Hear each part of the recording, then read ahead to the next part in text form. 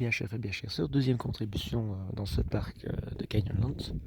Et donc je vous disais que dans la sous-zone, on va dire, donc avec Island in the Sky, les îles dans le ciel, eh bien c'était essentiellement une immense mesa triangulaire qui est donc derrière nous et qui se termine en fait sur deux canyons d'une confluence entre le Colorado et la Green River. Ce que nous avons devant nous, c'était donc de l'autre côté, au Visitor Center, juste avant, je vous ai montré des nouvelles du Colorado qui coulait donc de Moab, d'où nous venons.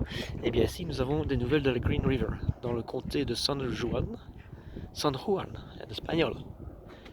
Et voilà la fameuse Green River dont je vous parle et qui est le principal confluent dans la zone du Colorado.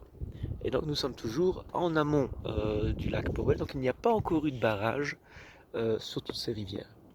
Les principaux confluents du Colorado étant donc la Green River que nous avons devant nous, vous voyez elle est très importante. Également l'Esquire River et également donc celle que nous avons vue hier, la San Juan River qui se jette dans le lac Powell. Et donc ceci, ça c'est vraiment, moi c'est mon paysage quoi.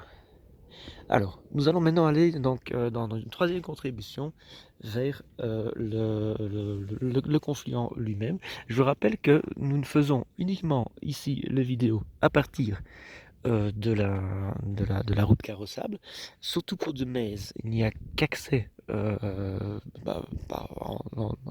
hiking, donc en randonnée, ou je pense également en vélo. Ici aussi, donc, on peut aller tout en bas. Vous voyez les petits chemins et tout ça. Et alors, dans la partie de Needle, on peut y aller également en voiture. C'est peut-être c'est 3 étoiles dans le Michelin aussi. Ceci est aussi 3 étoiles dans le Michelin. Cette vue est 2 étoiles.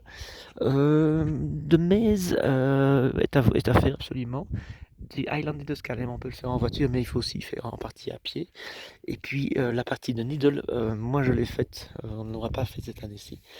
Mais c'est un peu moins spectaculaire. L'avantage de Canyonlands National Park, c'est que c'est un parc immense, évidemment. C'est mon préféré. Et en fait, il recoupe tout ce qu'on peut voir dans le Colorado, c'est-à-dire des mesas, des canyons, évidemment une histoire géologique extraordinaire.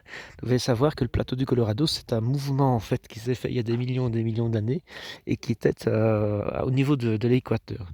Nous sommes ici évidemment sur pas mal de phases sismologiques.